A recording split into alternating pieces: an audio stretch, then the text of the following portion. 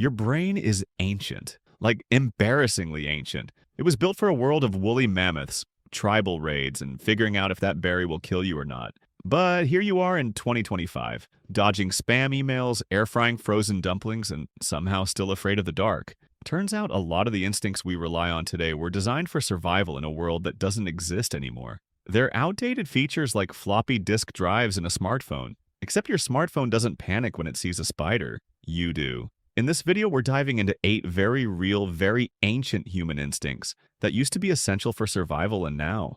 They mostly just make your life awkward, exhausting, or straight up weird. And if you've ever felt like your brain is acting up for no reason, stick around. This might just explain everything. So hit that like button if your caveman brain ever convinced you to keep 27 plastic bags just in case. Now let's roast your prehistoric software together. Number 1. Your brain loves repeating things. Even if they don't work anymore, you ever find yourself doing something the same exact way every time, even though deep down you know there's a better option? Like opening your fridge 12 times hoping food magically appears, or clicking "Remind me tomorrow" on that software update for the 47th time. Or, I don't know, texting your ex. This isn't laziness. This isn't stupidity. This is your prehistoric brain doing what it loves most: repetition. See, back in caveman times, if something worked once, like a fishing spot, a hiding place, or a way to not die, your brain immediately saved it in the "do this forever" folder. Trying new things could get you eaten.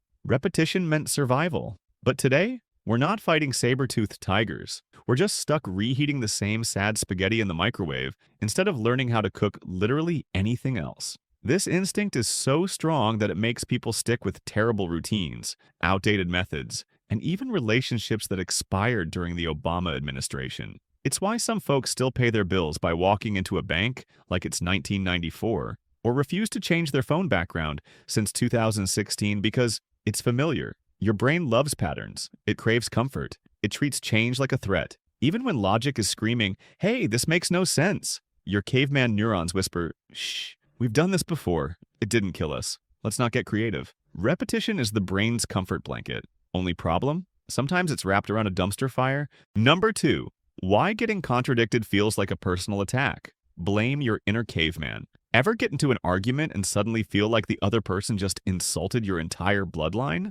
They didn't call you a name. They just said, "I don't agree," and now your heart's racing. Your face is hot, and you're ready to throw verbal punches like it's the emotional UFC. Congratulations! Your caveman brain has entered the chat. Back in the tribal days, disagreement wasn't just annoying, it was dangerous. If someone in the group challenged your opinion, it could mean you were losing social status, or worse, getting kicked out of the tribe entirely. And back then, no tribe. Yeah, no fire, no food, no protection. So yeah, your ancestors evolved to take disagreement very personally. Fast forward to today, and guess what? That same brain wiring is still there. Which is why a mild disagreement on Twitter can spiral into an all-out digital war, complete with block lists, subtweets, and passive-aggressive emojis. You're not just defending your opinion. Your ancient brain thinks you're defending your right to exist. It's wild because most disagreements today are harmless. You say pineapple on pizza is amazing. They say it's an abomination. You could just laugh and move on.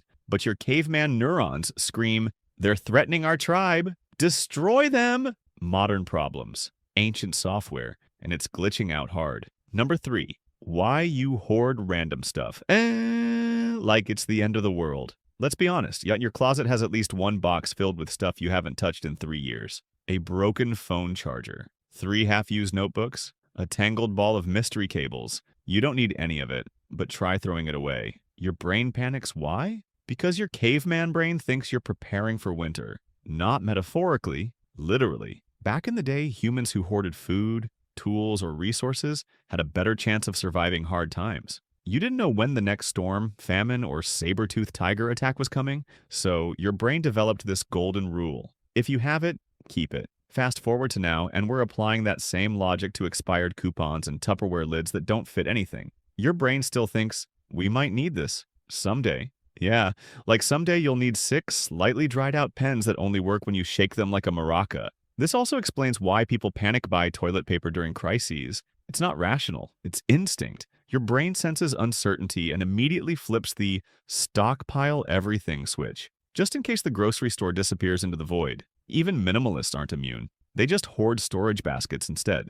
So, next time you find yourself emotionally attached to a single sock with no partner, just remember, it's not clutter. It's your brain preparing for the Ice Age 2.0. Number 4, your brain hates taking risks, even if it means staying miserable. Ever had a great idea, like switching careers, moving to a new city, or starting a side hustle, and then immediately got hit with a wave of what ifs? What if I fail? What if I lose money? What if I look stupid? Your logical brain is like, this could be good for us. But your caveman brain is screaming death, disaster, exile. Here's why. Risk used to equal real danger. Climbing a new tree for fruit might fall and die. Exploring a new cave might get eaten. Making a bad call could get you seriously hurt or dead. So our brains evolved to favor safety, not success. And that wiring still runs the show. Even when the risk is just posting your art online or applying for a job you're qualified for. To your ancient instincts, anything new equals potential doom. This is why people stay in jobs they hate, in relationships they've outgrown, in cities that drain them. Not because they're lazy, but because their inner Neanderthal is terrified of uncertainty. Your brain wants predictable. Predictable equals safe, even if it sucks. The irony? Every cool thing you've ever done, from learning to ride a bike to kissing someone for the first time, started with ignoring that fear. So yeah, your caveman brain wants to keep you alive. But if you let it run the show, it'll keep you safe and stuck. Number 5, why your brain is obsessed with scrolls, slots, and surprises. Have you ever opened your phone just to check something, and suddenly it's 2 hours later, you're deep into a video about how medieval people brush their teeth, and you don't remember how you got there? That's not an accident. That's your brain on intermittent rewards. The same thing that makes slot machines so addictive, now weaponized by your apps. Back in prehistoric times, rewards weren't guaranteed. Some days you found food, other days just rocks and disappointment. So our brains evolved to love unpredictability. Every time something random did pay off, our brain said, remember this, chase this. It was survival. Now, that same reward circuit gets hijacked every time you refresh your feed and find something exciting. A funny meme, a new like, a video that just hits different. It's the dopamine lottery. You never know what you're going to get. And that uncertainty is what keeps you coming back. This is why apps use infinite scroll. Why games have daily rewards. Why one more episode turns into season 3 at 4 a.m. You're not weak. You're just running a caveman brain that treats Instagram like a hunting ground.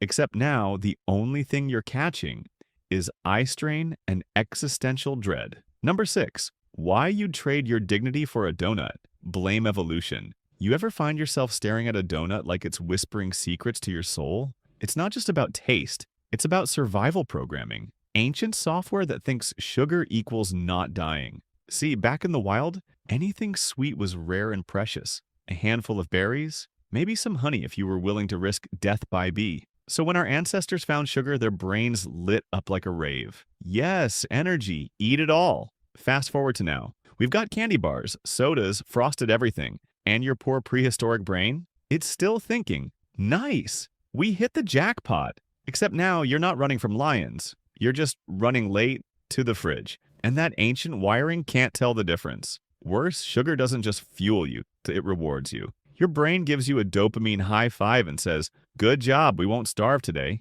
Even though you just crushed 600 calories in under 90 seconds sitting in your car. And like any good drug, the more you get, the more you want. Sugar hijacks your reward system and rewires it to crave more of itself. So yeah, your sweet tooth isn't weakness. It's evolution trying to help you survive a famine. In a world where food is literally delivered to your door in under 30 minutes. Thanks, brain. You're doing great, kinda. Number 7, why you can't look away from other people's drama, even if it's dumb. Let's be honest. You've read an entire comment thread about 2 strangers arguing over salad dressing. You've watched TikTok story times like it's a Netflix original. You've deep dived into Reddit fights with popcorn in hand. Why? Because your brain evolved to treat gossip like valuable intelligence.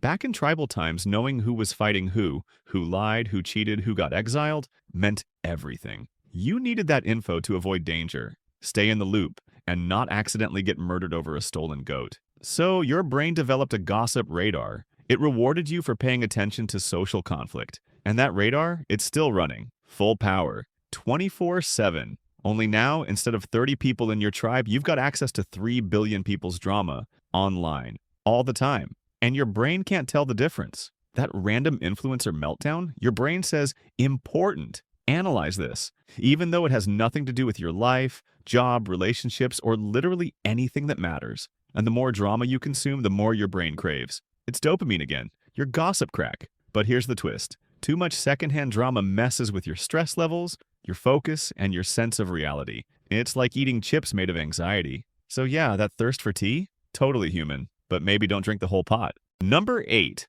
Why you can't stand the idea of someone not liking you. You ever say yes to something you really didn't want to do?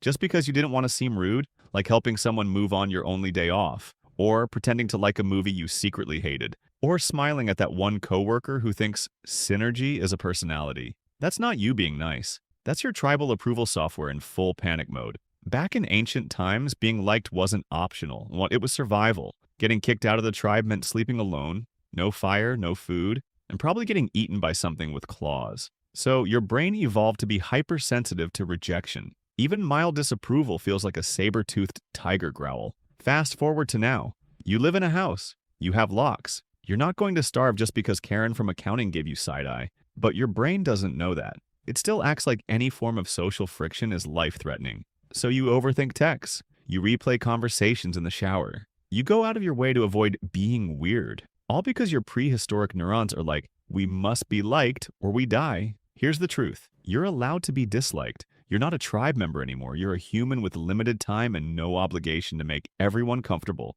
Sometimes the real flex is saying, nah, not for me. And surviving anyway. So what did we learn today? That your brain, while incredibly powerful, is basically running prehistoric software on modern hardware. It means, well, really, but it still thinks you live in a cave, might get eaten by a predator, and should absolutely panic if someone doesn't text you back. These instincts once kept us alive. Now, they mostly just make us sweat in meetings, binge sugar, scroll until 3 a.m. and say yes to things we hate. But the good news, you're not your instincts. You're the user, not the code. And the more you understand how your brain is wired, the better you can laugh at it, work with it, and override it when needed. So next time you feel that primal urge to buy 6 of the same shirt or respond to drama that has nothing to do with your life, just pause, smirk, and say, thanks, caveman brain, but I'm good. And hey, if this video made you feel a little more human and a lot less broken, make sure to hit subscribe, because this isn't the last time we're going to call out your brain's prehistoric nonsense.